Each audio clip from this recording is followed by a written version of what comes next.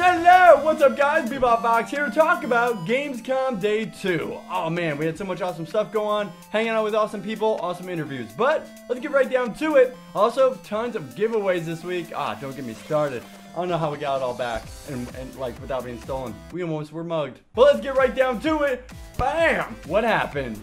Day 2 at Gamescom. This little thing wouldn't let me go for like 10 minutes. This guy hung on my backpack. I don't even know what it is. What game are you from? So the rest of the day though kind of went like this. Cosplay, Madagascar, more cosplay, and crowds everywhere. But then I got one of the most awesome exclusive interviews by Infernum Studios, the creators of Brick Force. These guys are great. I saw their offices in Berlin when I went by, but they showed me their new game that's going to be running on CryEngine 3, which also is going to be running in a browser. Awesome graphics on this. The exclusive interview will be coming out with this, but I won't be showing you anything here. But it's very awesome and a solid idea and changing the way that we know MMOs. But then the walking around continued. So we saw Blizzard, and they pretty much owned an entire hall all to themselves. And I love my orcs and Legos. Okay, so that worked out good. But they also had a big esports section going on as well. And since they canceled the previous BlizzCon, this was their place to make up for it.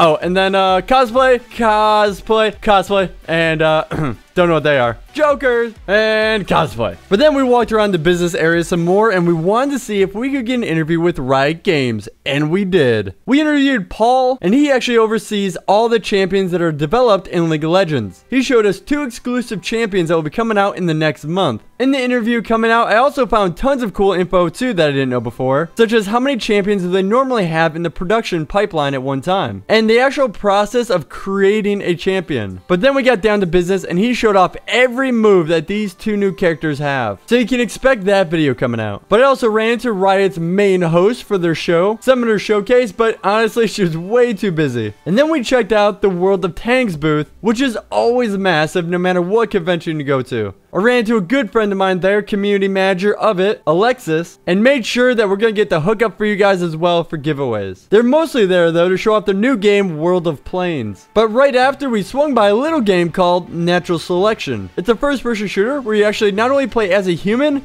but the mutants that murder them. These crazy little monsters that run around like mad, and your main weapon is the teeth. Of course. Oh, and then random chick zombie cosplay. They walked around the entire convention like that. Props to them. Oh no.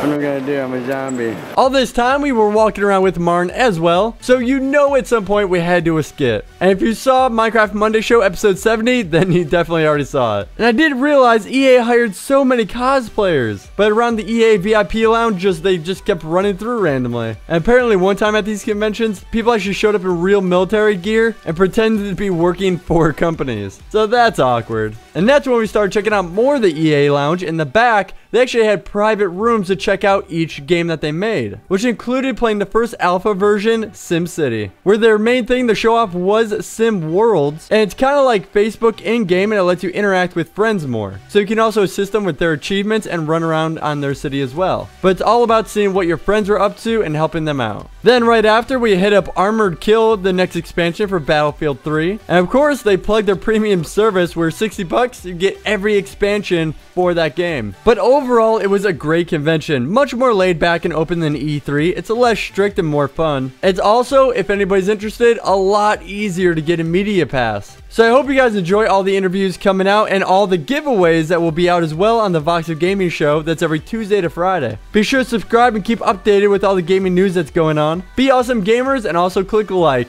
I am Bebop Vox, guys, and I hope you enjoyed. I will see you guys in game.